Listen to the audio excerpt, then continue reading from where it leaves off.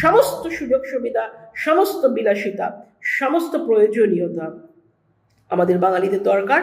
বাঙালি তা ভোগ করবে, বাঙালির যোগ্য, সেটা তাদের প্রাপ্য, এবং বাঙালি ডিজার্ভ করে to be rich again, to be great again.